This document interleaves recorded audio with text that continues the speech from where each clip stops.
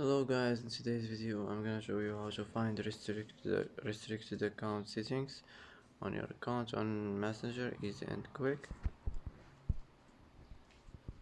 First click on these three lines here, now click settings and now click privacy and safety, and here as you see you'll find restricted account settings, and here you will find all your restricted accounts, and that's it.